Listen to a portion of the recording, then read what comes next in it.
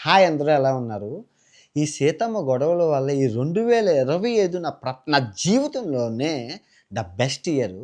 నేను చేస్తున్న 10 తప్పులు నాకు ఈ సీతమ్మ వచ్చి నాకు చూపించిందండి నిజంగా. నేను 10 తప్పులు సరిదిద్దుకున్నాను. ఆ 10 తప్పులు మీరు కూడా చేస్తున్నారు మీ జీవితంలో. మీరు కూడా సరిదిద్దుకుంటే ద బెస్ట్. అంటే ఇంక నేను జీవితంలో ఒక్క తప్పు కూడా చెయ్యను అంటే మీరు నమ్ముతారా? ఆ తప్పేది కాదు బూతు. నాలో ఉన్న డిఫెక్టివ్ ఏంది అంటే ఆ బూతు ఆడడం. ఆ బూతు ఇంక నేను జీవితంలో ఆడనని ఒట్టు పెట్టుకున్నానండి నిజంగా. సీతమ్మకి పాదాల వందనాలు చేయాలి. ఏ రూపంలో వచ్చిందో తెలీదు గానీ, నిజంగా నా జీవితం మార్చేసింది. 10 తప్పులు నేను చేస్తున్నాను. ఆ 10 తప్పులు సరిదిద్దుకున్న సువర్ణ అవకాశం నా జీవితంలో వచ్చింది. అంటే మీరు అంటే మరి బూతులు వస్తాయి కదా నీ నోట్లో అంటే దానికి ప్రత్యామ్నాయ మార్గంగా ఏం చేశానంటే ఒక 10 బూతులు నేను తయారు చేసుకున్నాను. బూతు కాదు, బూతు కాని బూతు, బూనా బూతు.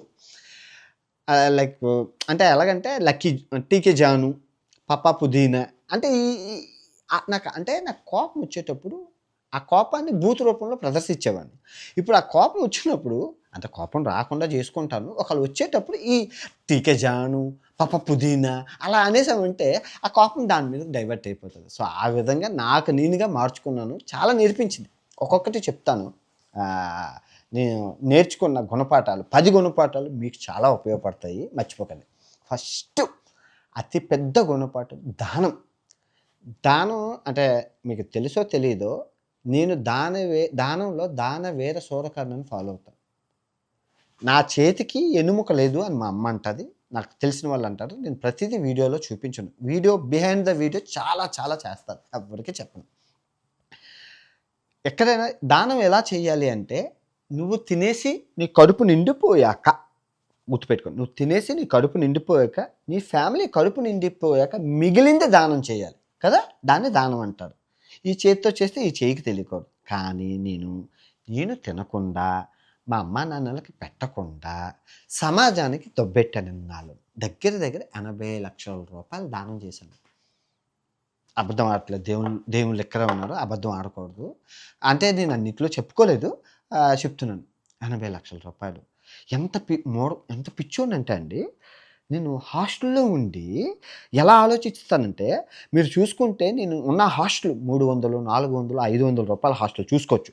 ఈ 2020 నుంచి నేనున్న హాస్టల్ మీరు అన్ని వీడియోల్లోనూ చూడొచ్చు. ఇయన్నీ హాస్టల్‌లోని booking.comలో ప్రతీదీ ఉంటది. నేను ప్లాటినం మెంబర్ అనమాట. రూ. 400, 500 ఎందుకుంటానంటే హాస్టల్‌లో ఉండి ఆ డబ్బు 5 స్టార్ హోటల్‌లో ఉండే డబ్బు 4,000, 5,000 ఆ డబ్బు సేవ్ చేసి నేను పేద పేదలకు పెట్టేవాడిననమాట. అంటే వృధా చేయడం ఎందుకు? నేను నా హాస్టల్‌లో ఉంటే 400, 500 అయిపోయి ఆ డబ్బుని పేద ప్రజలకు ఇచ్చేసేవాడిని. అంటే ఏ విధంగా ఉపయోగపడుతున్నానని. కానీ ఈ హాస్టల్‌లో ఉండడం వల్ల నల్లులు కరుస్తున్నాయి. హాస్టల్‌లో ఏంటి మనం ఇచ్చే రూ. 400కి వాడేంటి లగ్జరీ ఫెసిలిటీస్ ఇస్తారండి? హాస్టల్‌లో దోమలతో కుట్టించుకొని, నల్లులతో కుట్టించుకొని ఆ నరకం చూసేవాడిని. అయినా నాకు అనిపించేది కాదు. అలవాటైపోయిన జీవితం. చిన్నప్పటి నుంచి హాస్టల్‌లో ఉన్నాను. పెద్దయ్యాక హాస్టల్‌లో ఉన్నాను. ఇంకా క్రూజ్ షిప్‌లో కూడా హాస్టల్. ఎందుకంటే బంకర్సు. ఈ హాస్టల్ జీవితం నాకు అది అలవాటైపోయింది. ఇంకా అదే బావుంటది. చుట్టూ ప్రజలుంటారని అనుకున్నాను గానీ, నా సుఖాన్ని నేను కోరుకోలేదు. ఈ విధంగా చేసేసాను. అమ్మయితే మొన్న ఇల్లు ఎప్పుడో స్టార్ట్ చేశాను. ఎప్పుడు ఒక 3.5 సంవత్సరాలు అవుతుంది. మీకు చెప్పాను నా వీడియోలో. 3.5 సంవత్సరాల క్రితం చైనా సీరీస్ అప్పుడు చిన్న వచ్చిన డబ్బులతో నెలకు 30 ల్యాండ్ స్టార్ట్ చేసి కొనుక్కుందాం అనుకుంటే, అది ఇంకా అవ్వలేదు. లోన్ క్యాన్సెల్ అయిపోవడం. మొన్న 30,00,000 నేను పేద ప్రజలకి బెట్టింగ్ బాధ్యతలకి ఇస్తుంటే మా అమ్మ ఒకటే ఏడుపు. మనకింత ఇల్లు కానిచేయాలి, తమ్ముడికి పెళ్లి చేయాలి, నీ విషయం అంటే వద్దన్నావు. అట్‌లీస్ట్ వాడికైనా చెయ్యాలి కదా! అన్వేషు. నువ్వు అలా ఇచ్చేస్తే ఎలాగా? మనకి ఇబ్బందిగా ఉంది అంటే, లేదమ్మా వాళ్ళు ఏడుస్తున్నారమ్మా అంటే, నువ్వు నీ ఇష్టం అన్వేషు. నువ్వు అర్థం చేసుకుంటావో లేదో, మనకెవరు పెడతారు? మనం ఇబ్బందుల్లో ఉన్నామంటే మనకెవరైనా ఇస్తారా? అని అమ్మ ఏడుపు. ఇంకా నేను మరి మా అమ్మ ఏడుపు, మా అమ్మ గోల కన్నా నాకు ఆ పేద ప్రజలు సిట్యుయేషన్ నాకు ఇంపార్టెంట్ అయ్యి ఇచ్చేసాను. 30,00,000 ఇచ్చేసాను. ఆ తర్వాత చాలామందికి ఒక 40,00,000 ఆ సమయంలో దానం చేయాల్సొచ్చింది. ఎందుకంటే బెట్టింగ్ కోసం అని చెప్పి. ఇనిషియేటివ్ తీసుకొని. అమ్మ 3 నెలలు మాట్లాడలేదు. It's okay. తర్వాత మాట్లాడింది అన్నీ చెప్తున్నాను. అది నా డబ్బు కదా! నేను వీడియోలు చేసి సంపాదించాను కదా! అది ఆలోచన లేకుండా అయిపోయింది. ఇంకో 2026 భగవంతుడి మీద ప్రమాణం చెప్తున్నాను. ముక్కులో పొక్కులు కూడా దానం చేయండి. అంటే అసలు రూపాయి కూడా నేను ఇవ్వను. అంటే ఇక్కడ మళ్ళీ మీరు అనొచ్చు దానం చేయను అంటే ఏ విధంగా అంటే, నాకు నా కడుపు నిండిపోయాక మిగిలింది. అంతేగాని నా కడుపు కాలగొట్టుకొని, నా ఫ్యామిలీ కడుపు కాలగొట్టుకొని ఆ దానం చేయననమాట. ఆ దరిద్రం అదే దాన వీర సూరకర్ణ లాంటి దానం చేయడం వల్ల ఎండ్ ఆఫ్ ద డే ఏమైంది? అన్నీ దానం చేసుకుంటూ పోతే నీకేం ఉండకుండా నువ్వు చచ్చిపోతావు. అది నేను తెలుసుకోలేకపోయాను. ఇప్పుడు తెలుసుకున్నాను. ఇంత సమాజానికి ఇదిగో పిణుకు పెట్టినా ఊరికి పెట్టినా, పిణుకు పెట్టినా ఒకటే అంటారు. సేమ్ నాకు అదే అయింది. ఈ విషయంలో ఈ అక్కడి నుంచి నేను అప్పటి నుంచి దానాలు చేసుకుంటూనే ఉన్నాను. మళ్ళీ ట్యాక్స్ విషయంలో. ఇన్నాళ్ళు ఎంత దేశభక్తి అంటే ఎన్‌సీసీ స్టూడెంట్ ఏమో నేను కట్టే ట్యాక్స్ ద్వారా దేశం బాగుపడుతుందనే ఉద్దేశంతోని నేను ట్యాక్స్ మీద ఎన్ని వీడియోలు చేశానో మీరు చూడొచ్చు. ఎన్ని ట్యాక్స్ వీడియోలు పెట్టి నేను ప్రతిసారి ట్యాక్స్ కడతాను. ట్యాక్స్ కట్టి సరదా అనమాట. ట్యాక్స్ కడితే నేను ఒక ఏదో పెద్ద పెద్ద టాప్ హీరోలా ఫీల్ అవుతాను. దానిగల కారణం మీకు చెప్పాను. మా 2020 వరకు మేము గవర్నమెంట్ పథకాల మీద ఆధారపడ్డాం. ఆ గవర్నమెంట్ పథకాలు వాటి మీద ఆధారపడ్డాం. ఎందుకంటే నాన్నగారి పరిస్థితి వాటి వల్ల.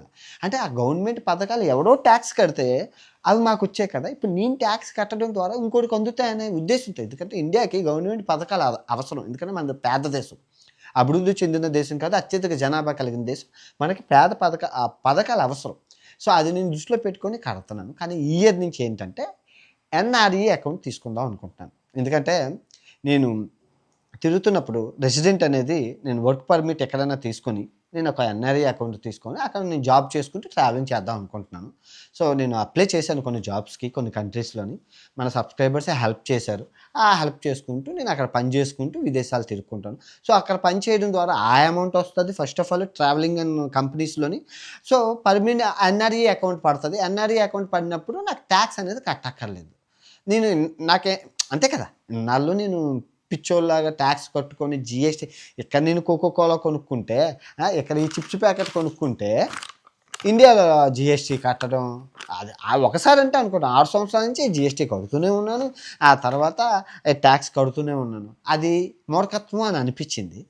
ఇప్పుడు బొప్పు కడితే కానీ బాధపడితే కానీ బోధపడదు. మనకంటూ ఒకటి జరిగాక సీతమ్మ రూపంలో అన్వేషు మంచితనంతో పాటు అతి మంచితనం నీకే నష్టం దయచేసి మార్చుకొని ఆ సీతమ్మ వచ్చి నాకు ఈ విధంగా నేర్పించింది.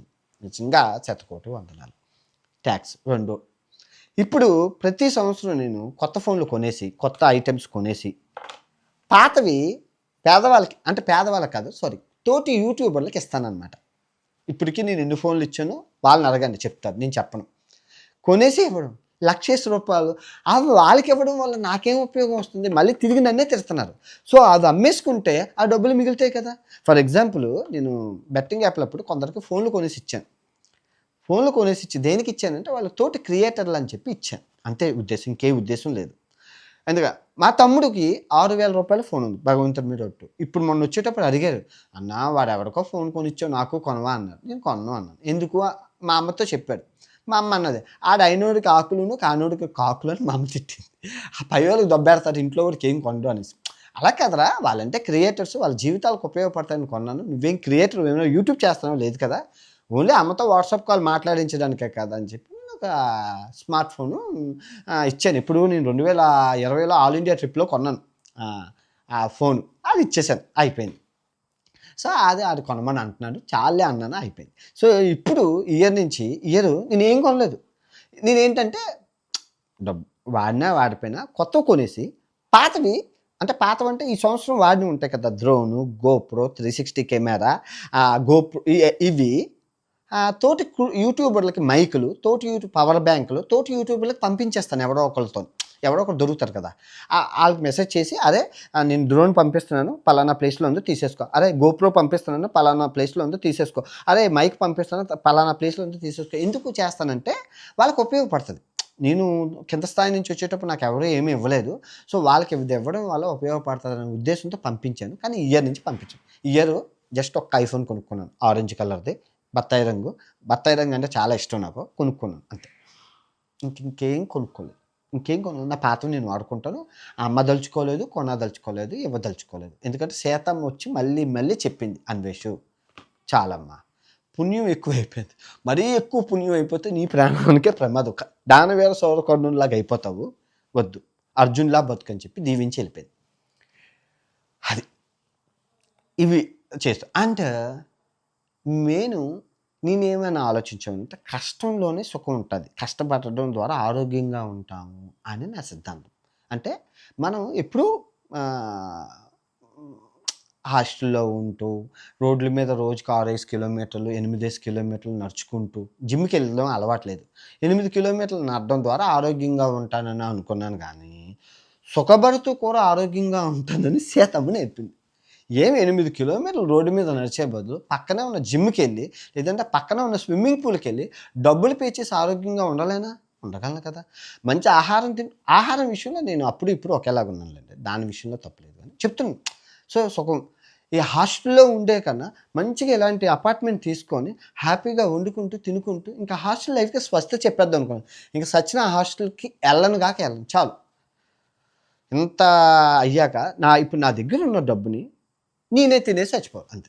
ట్యాక్స్ కట్టి ఇప్పుడు మన దగ్గర ఉన్న డబ్బు అక్షరాల ట్యాక్స్ పే చేసిన డబ్బు. ఆ డబ్బుకి ఎవ్వడికి హక్కు లేదు. సో, నేనే తినేసి నేనే చచ్చిపోవాలి. ఉన్న డబ్బుని ఎంజాయ్ చేసేసి రామకృష్ణ అని పోతే అయిపోయింది. ఇప్పుడు ఎన్ఆర్‌ఈ అకౌంట్ తీసుకోవడం ద్వారా మనకి ఆ ట్యాక్స్ కూడా కట్టక్కర్లేదు. చాలు. చేసిన పుణ్యం అంతా దేవుడు చాలు. అంటే వృత్తిరీత్యా నేను దేశం వదిలి దాటిపోయాక ఎన్ఆర్‌ఐ అవుతాను. అంతే కదా! మరి ఎన్ఆర్‌ఐ అయ్యుండి కూడా నువ్వు ట్యాక్స్ కడతన్నావంటే అది నీ పిచ్చి. సో, ఆ విధంగా ఎన్ఆర్‌ఈ అకౌంట్ తీసుకుంటే కొంచెం ట్యాక్స్ తగ్గుతది. కట్టాలా అంటే పూర్తిగా ఎగదొబ్బడం కాదు.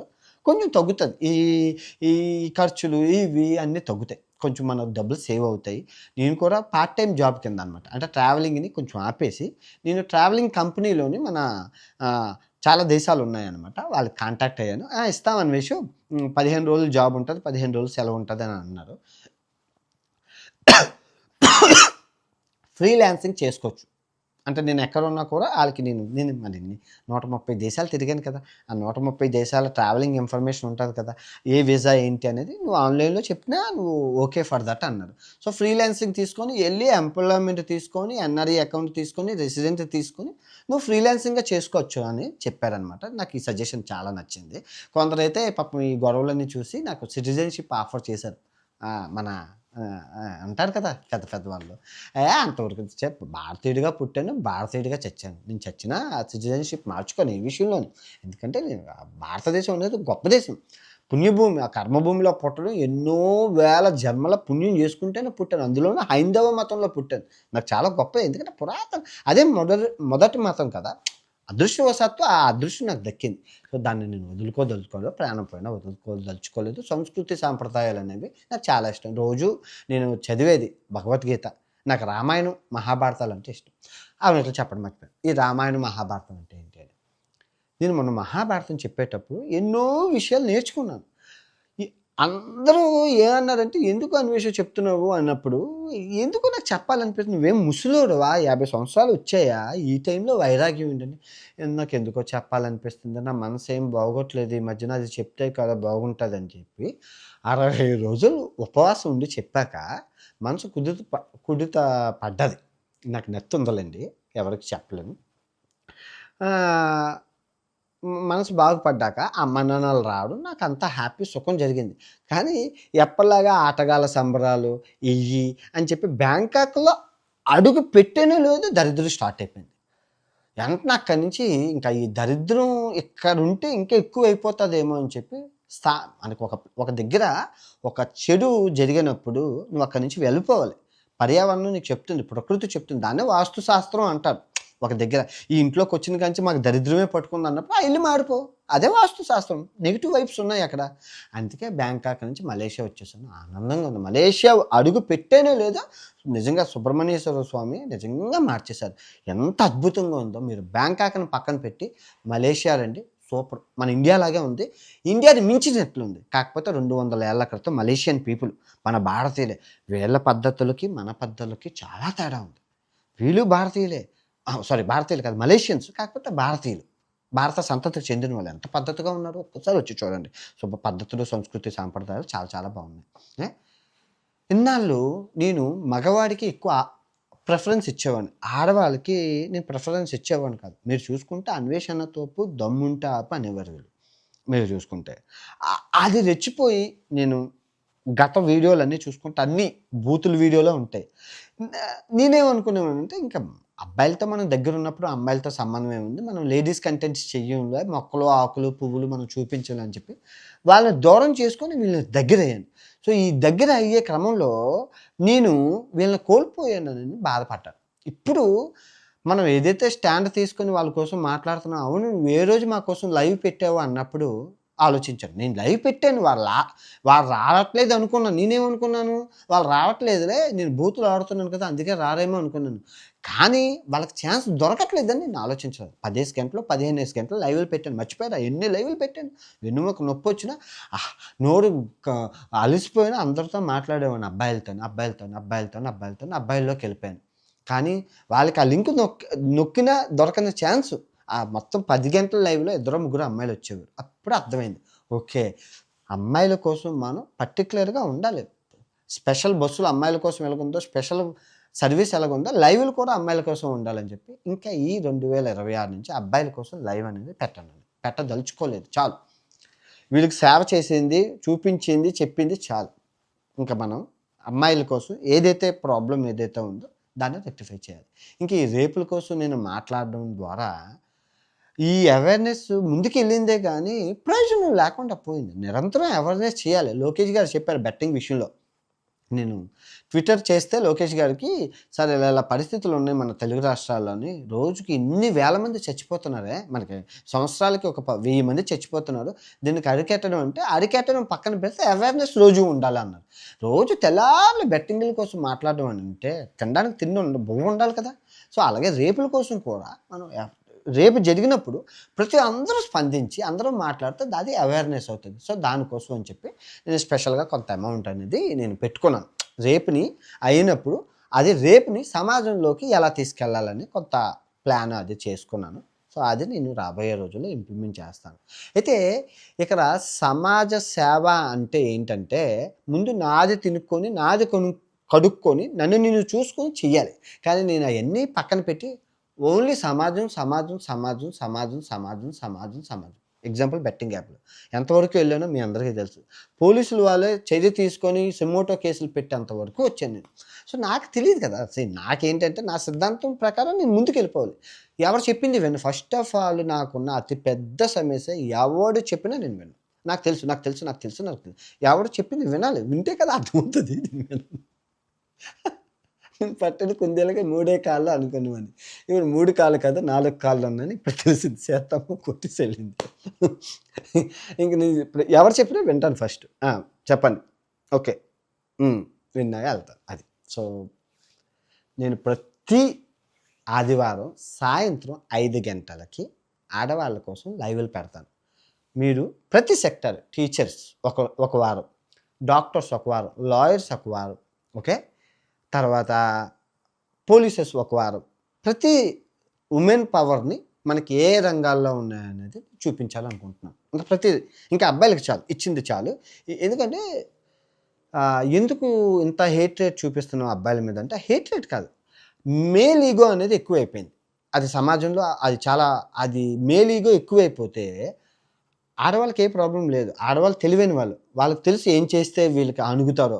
వాళ్ళు విదేశాలు వెళ్ళిపోవడమో, చదువుకొని ఇంకెక్కడికో వెళ్ళిపోవడం, ఏదో రాష్ట్రాలు వెళ్ళిపోతారు. కానీ ఎండ్ ఆఫ్ ద డే వెధవలైపోయింది ఈ అబ్బాయిలే. ఈ జెన్‌జీ కిడ్స్ మేల్ ఈగోతో నడుస్తున్నారు. నేను చూశాను. లైక్ అనసూయ గారి విషయమే నాకు బాగా ఎగ్జాంపుల్. ఎందుకంటే డేటాబేస్ చేశాను బీఎస్సీ కంప్యూటర్స్. డేటాబేస్‌లో మాకు కీ ఫ్యాక్టర్ ఏం చెప్పంటే, నేను తెలుగులో చదువుకున్నాను. డేటాబేస్‌ని తెలుగులో చదువుకున్నాను. కీ ఫ్యాక్టర్ ఏంటంటే, డేటా అనేది ఏ ఇన్సిడెంట్ మీదైనా డేటా అనేది చాలా ఇంపార్టెంట్. నీకు అందులోనే ఫీడ్‌బ్యాకు, అందులోనే సొల్యూషను ఉంటది. ఈ అనసూయ గారి విషయంలో ప్రతి కమెంట్, ప్రతి స్క్రీన్ షాట్ నేను తీసుకొని ఉంచుకున్నాను, దాచుకున్నాను. ఇక్కడ వాళ్ళకున్న ప్రాబ్లమ్ ఏంటంటే, అమ్మాయి ఏం చేయలేదు. కానీ అమ్మాయి యొక్క స్వేచ్ఛ వీళ్ళకి భంగం కలుగుతుంది. వీడి ఇగో హర్ట్ అయిపోతుంది. అది ఆ ఇగో మేల్ ఇగో అంటారు దాన్ని. అమ్మాయిలకి ఏం ప్రాబ్లమ్ లేదు. వాళ్ళ జీవితం వాళ్ళు అనుభవిస్తుంది. కానీ వీళ్ళకి అబ్బాయిలకి ప్రాబ్లమ్. సో, ఈ విషయాన్ని మనం గ్యాదర్ చేసుకొని స్త్రీ యొక్క స్వేచ్ఛ ఎవరికి నచ్చినట్లు వాళ్ళు ఉండొచ్చు. సంస్కృతిని నచ్చినట్లు ఉంటూనే సంస్కృతిని కాపాడాలి. మనకి సంస్కృతి సాంప్రదాయాలు చాలా చాలా ఇంపార్టెంట్ అండి. సంస్కృతి సాంప్రదాయాల మీద ఎన్ని వీడియోలు చేశాను. దేవుళ్ళ కోసం నేను చేసినన్ని వీడియోలు నాకు తెలిసి ప్రపంచంలో ఎవరో చేయరు. చదువు కోసం 200 వీడియోలు చేశాను. ఒకసారి ఆరోగ్యం కోసం అయితే అది అమ్మ జీవితం ఎన్ని వీడియోలు చేశానండి నేను. ఎన్ని వీడియోలు చేశాను. ఆరోగ్యం, చదువు, సంస్కృతి, సాంప్రదాయం. అయితే ఇక్కడ సీతమ్మ విషయంలో నేను ఇప్పటికీ తప్పు జరగలేదు. కానీ తప్పు అయినట్లు చూపించింది ఈ ప్రపంచం. But it's okay. I agree for that. ఎందుకంటే నేను చెప్పాలనుకున్నది ఒకటి, వాళ్ళకి అర్థమైంది ఒకటి. కాకపోతే అందులో బూతు వాడడం వల్ల మొత్తం డైల్యూట్ అయిపోయిందని ఇప్పుడు అర్థం చేసుకున్నాను. బూతు అనేది అది ఎంత మెయిన్ చెప్పాల్సిన మ్యాటర్ని ఎంతగా అది ఆ బూతు పదం తీసుకెళ్తుందని, నా భూతో నా భవిష్యత్తు, నా భూతో నా భవిష్యత్తు అన్నందుకు ఆ భవిష్యత్తు నా భూత్ అయిపోయింది ఇప్పుడు. ఎనివే ఏదైనా మన మంచి గురించే జరిగింది. ప్రతి బాణం పడ్డది, చాలా బాణాలు పడ్డాయి. అన్నీ చూసి నవ్వుకున్నాను. శ్రీరామ అన్ని పొలమాల కింద అయిపోయి నాకు డబ్బులు వచ్చి 8 లక్షల రూపాయలు వచ్చి చెప్పడం మర్చిపోయింది. అంటే ఒకటా ఏంటి, యూట్యూబ్ ఓపెన్ చేస్తున్నాను నేను, ఇన్స్టాగ్రామ్ ఓపెన్ చేస్తున్నాను నేను, ఫేస్బుక్ ఓపెన్ చేస్తున్నాను నేను, ఏది ఓపెన్ చేసినా నేను అయినప్పుడు నా వీడియోలన్నీ యూట్యూబ్ పుష్ చేస్తుంది కదా. యూట్యూబ్ పుష్ చేసి ఎప్పుడెప్పుడో 2014 2015 వీడియోలు చూసి అవన్నీ డబ్బులు వచ్చాయి. నేనేం చేయలేదు అవన్నీ. మరి యూట్యూబ్ ఊరుకుంటుందా? సందట్లో సదమి ఎవరు ఉల్లిపాయలు టమాటాలు యూట్యూబ్ వ్యాపారం. ఇప్పుడు ప్రతిదీ నథింగ్ ఈజ్ ఫ్రీ అండి. ప్రతిదీ వ్యాపారమే. ఎవరి కోసం పనిచేయరు, గుర్తుపెట్టుకోండి. సమాజం కోసం పనిచేస్తారన్నది అది ఉత్తి మాట. కానీ నేను చేశాను. అందుకే నాకు ఇన్ని ప్రాబ్లంలు అయ్యాయి. ఇన్ని ప్రాబ్లంలు అయ్యడానికి కారణం అదే. సో అందుకే యూట్యూబ్ పుష్ చేయడం వల్ల దగ్గర 8 లక్షల రూపాయలు వచ్చింది. ఒక 2 లక్షల రూపాయలు పెట్టి నేను ఈ ఐఫోన్ కొనుక్కున్నాను. మిగతా 6 లక్షలు ఈ ఆడవాళ్ళ కోసమని పెట్టాను నేను. అంటే రేపు జరిగినప్పుడు ఆ రేపుని మనం పబ్లిక్లోకి ఎలా తీసుకెళ్ళాలి, ఏ విధంగా అవేర్నెస్ చేయాలి, ఎవరికి డబ్బులు ఇస్తే అవేర్నెస్ చేయాలి. సెలబ్రిటీలకైనా మీరు మాట్లాడితే మీకు డబ్బులు ఇస్తాను అని చెప్పడం, కొందరు సెలబ్రిటీలను తీసుకోవడం, వాళ్ళతో మాట్లాడించడం, పేడ్ చేయడం. అది ఇంకోటి లాస్ట్ బట్ నాట్ లిస్ట్ నేను చెప్పేది ఏంటంటే, ఇంతవరకు నాకు 8 ఛానళ్ళు ఉన్నాయి. ఈ 8 ఛానళ్ళు నేనే హ్యాండిల్ చేసేవాడిని. ఎవరికి ఇచ్చేవాడిని కాదు. ఎవరికి నేను మనిషిని నమ్మేవాడిని కాదు. ఎందుకు నమ్మేవాడిని కాదు అంటే, ఏమో మనకిస్తే మనల్ని మోసం చేస్తారేమో అని. అంటే ఇప్పుడు అందులోనే కూడా ఇప్పుడు నా యూట్యూబ్ ఛానల్ ఇస్తే ఏమో వాడు ఏమైనా క్లోజ్ చేసేస్తారేమో, నా యూట్యూబ్ ఛానల్ పీకేస్తారేమో నాకు ఒక అయోమయంలో ఉండేవాడిని. ఇప్పుడు జాక్ ఫెర్నాండెస్ అని చెప్పి ఆ చర్చిలో పరిచయం అయ్యారు. ఆ అబ్బాయిని పెట్టుకున్నాను. నెలకి 30,000 రూపాయలు జీతం. ఏం చేయక్కర్లేదు, ఛానల్స్ని హ్యాండిల్ చేయాలి. ఇక్కడ కూడా నా 8 ఛానల్లో పూర్తి హక్కులు ఇవ్వట్లేదు. ఎడిటింగు, అప్లోడింగు, చెక్కింగు అవే ఇస్తున్నాను. సో వాళ్ళు అంతవరకే చూడగలరు. ఆ ఆప్షన్ ఉందని నాకు తెలియదు. మొన్న నాకు చెక్ చేస్తే తెలిసింది. ఎడిటర్ హక్కులు నా దగ్గర ఉంటాయి, వాళ్ళు ఏం చేయలేరు అనమాట. నా ఛానల్ హక్కులు నా దగ్గర ఉంటాయి. కాకపోతే ఛానల్ని కింద పైన చెక్ చేయడం, కమెంట్లు చెక్ చేయడం, ఛానల్ని చెక్ చేయడం అవి చూసుకుంటూ ఉంటారనమాట. సో పని వాళ్ళని పెట్టుకుందాం అనుకున్నాను ఈ సంవత్సరం నుంచి. అంటే ఇప్పటివరకు నేను ఏ పని వాడిని పెట్టుకోలేదు. ఇప్పుడు ఛానల్ హ్యాండ్లింగ్ మొత్తం 8 ఛానల్ని ఒక అబ్బాయి జాక్ ఫెర్నాండెస్ అనే అబ్బాయి చూసుకుంటున్నాడు. తర్వాత ఎడిటర్ని సెట్ చేసుకుందాం అనుకున్నాను. కానీ నాకు ఎడిటర్తో పని లేదు. ఎందుకంటే నేనే చేసుకోగలను. నాకు ఎడిటింగ్ బాగొచ్చు. ఎందుకంటే నేను చేసింది బేసిక్ కంప్యూటర్స్తో. ఎడిటర్తో నాకు రిక్వైర్ లేదు. ఇంకా నాకు థంబ్నెయిలర్ అంటే ఏఐ వచ్చాక అన్ని పనులు అదే చేసేస్తుంది. ఏఐకి నేను ఫోన్ చేసి ఇలా మెసేజ్ చేసి ఆంజనేయ స్వామి థంబ్నెయిల్, మేకే థంబ్నెయిల్ ఆఫ్ ఆంజనేయ స్వామి అంటే ఆంజనేయ స్వామిది వచ్చేస్తుంది. నాకు కుమారస్వామి థంబ్నెయిల్ కావాలంటే ఇచ్చేస్తుంది. నాకు ఏది కావాలన్నా అది ఇచ్చేస్తుంది. ఇంకా ఏఐ ఉంటుండగా నాకేం నాకు ఒక మంచి పాట పాడాలనుకుంటున్నాను, పాట ఇచ్చేవా అంటే ఇచ్చేస్తుంది. అన్నీ చేస్తున్నప్పుడు నాకు ఇంకేం అక్కర్లేదు, అన్నీ అదే చేసేస్తుంది. అది ఇంకా కొత్త వాడుకున్నోడికి వాడుకున్నంత టెక్నాలజీ పీక్లో ఉంది. నేను ఏ సినిమా అయినా తీయగలను. నేను ఏదైనా చెప్పేటప్పుడు సత్యం మీకు అర్థమయ్యేలా చెప్పగలను. సో ఈ ఏఐని వాడుకుంటూ నేను ముందుకెళ్తాను. రాబోయే రోజుల్లో ప్రజలకు ఉపయోగపడే వీడియోలో చేస్తాను. మళ్ళీ చెప్తున్నాను, మీకు చాలా ఉపయోగపడుతుంది.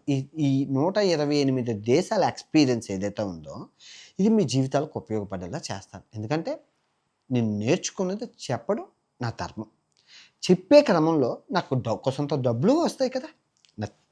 విద్య అనేది ఉచితంగా పంచకూడదు. ఉచితంగా పంచితే అది విద్య అవ్వదు. సో నేను నేను మీ దగ్గర నుంచి డబ్బులు ఆశించట్లేదు.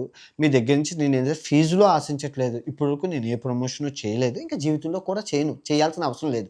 ఉన్న డబ్బులు చాలు ఏం చేసుకుంటాం ఆ డబ్బులు కూర్చొని 4 సంవత్సరాలు తిన్నా కూడా సరిపోతాయి. 4 సంవత్సరాలు నేను హ్యాపీగా కూర్చొని తిన్నా సరిపోతాయి. అలాగని కూర్చొని తింటే కొండలు కరిగిపోతాయి అంటారు. మన సామెత ఉంది. కానీ ఈ 4 సంవత్సరాల తర్వాత ఏం చేయాలి అని దిక్కులు చూస్తే సో, అందుకే నెమ్మదిగా పని చేసుకోవడం. ట్రావెలింగ్‌ని నేను వదులుకోను. తిరుగుతూ ఉంటాను. నా కోసం నేను తిరుక్కుంటాను. తిరిగే క్రమంలో నాకు మంచిగా అనిపించింది తీసి మీకు చూపిస్తాను. వారానికి ఒక వీడియో అయితే నా అన్వేషణలో వస్తది. ప్రపంచ యాత్రికుల్లో మటుకు డైలీ ఒక వీడియో వస్తది. ప్రతి శనివారం ఒక లైవ్ వస్తది. మిస్ చేయకుండా చూడండి. మీకు మరీ ట్రావెలింగ్ కావాలి అంటే నేను ఎన్నో సాధించాను. ఎన్నో చూపించాను. నా ప్లేలిస్ట్ చూడండి ఎన్ని దేశాలున్నాయి. 130 దేశాల వీడియోలు మీ దగ్గర ఉన్నాయి. చూడండి. అవి చూసుకోండి. అన్ని కష్టపడి చేసిందే కదా! ఏ రోజు మిస్ చేయలేదు కదా! ప్రతిరోజు కష్టపడి 3 సంవత్సరాలు నాన్ స్టాప్‌గా వీడియోలు పెట్టాను. మీకోసమే పెట్టాను. అవి చూడట్లేదు కదా! అవి చూడండి. ఓకే. అండ్ రాబోయే వీడియోలు మంచిగా నీట్‌గా చేసి చూపిస్తాను. ఇంకా నా జీవితాన్ని ఈ మిగిలిన 80 దేశాలని నేను ఎంజాయ్ చేసుకుంటాను. చాలా చాలా చాలా చాలా సీతమ్మ దేవి నేర్పించింది. సీతమ్మ దేవితో పాటు ఈ సమాజం నన్ను చాలా నేర్పించింది. ఫస్ట్ నాది నేను సంపాదించింది అది నాది. వేరే వాళ్ళది కాదు. దాని మీద హక్కులన్నీ నాకే ఉంటాయి. ఎందుకంటే ట్యాక్స్ పే చేస్తున్నాను కాబట్టి. ఓకే. రాబోయే రోజుల్లో అంతా మంచే జరగాలని నేను ఆ సర్వేశ్వరుని ప్రార్థిస్తూ, కోరుకుంటూ మీ ఆశీర్వాదాలు, మీ బ్లెస్సింగ్స్ నా మీద ఉంటాయని కోరుకుంటాను. ఎందుకంటే ఆరోగ్యమే మహాభాగ్యం. అది నా దగ్గర ఉంది. ఇయన్నీ పోయినా ఆరోగ్యంతో మళ్ళీ సంపాదించుకోగలను. ఇయన్నీ పోయినా నా బుర్రలో ఉన్న తెలివితేటలనైతే ఎవరో తీసుకోలేరు కదా! రోజు చెప్పే మంత్రం సర్విందు సమాకారే పరబ్రహ్మ స్వరూపిణి వాసరాపేట నిలయ సరస్వతి నమోస్తుతే. సరస్వతీదేవి మంత్రం చదవందే నేను బయటికెళ్ళను. సరస్వతీదేవి ఉంటుండగా ఇయంతా అయింది నాకు. అదొక్కటి ఉంటే చాలు. ప్రపంచాన్ని ఏలొచ్చు. ఏ దేశంలో అయినా బతకచ్చు. ఏ భాష అయినా నాకు ఎన్నో భాషలొచ్చు. ఆ భాషలతో ఆ దేశాల్లో అయినా బతకచ్చు. ఎండ్ ఆఫ్ ద డే నేను పుట్టిన కర్మభూమికి, పుణ్యభూమికి మన వంతు సహాయంగా చేయాలి. ఎందుకు చేయాలి అంటే నేను ఒక ఇన్‌ఫ్లుయెన్సర్. సో, ఎన్నాళ్ళు బూతులతో ఉండడం వల్ల బూతుగాడిని అయిపోయాను. సో, బూతు నుంచి బయటకు పడ్డాక మార్పు చెందిన మనిషిని కాబట్టి మీరు నన్ను క్షమిస్తారని కోరుకుంటున్నాను. ఇంక నేను బూతులు ఆడను అని చెప్తున్నప్పుడు మీరు నన్ను క్షమించి తీరాలి. బూతులు ఆడితే మీరిచ్చే పనిష్మెంట్‌కి నేను శిక్షార్హుడిని. బూతులు ఆడనంటున్నాను కాబట్టి మీరు నన్ను క్షమించి పెద్ద మనసుతో నేను చేసిన మంచి కార్యాలు, నేను చూపించిన గుళ్ళు, నేను చేసిన మంచి చదువు కోసం చెప్పిన వాక్యాలు అయన్నీ మీరు మళ్ళీ గుర్తు చేసుకుంటారని కోరుకుంటూ సెలవు తీసుకున్నాను. ఇప్పుడు మీ ప్రపంచ యాత్రికుడు మలేషియా కౌలాలంపూర్ నుంచి. జై హింద్.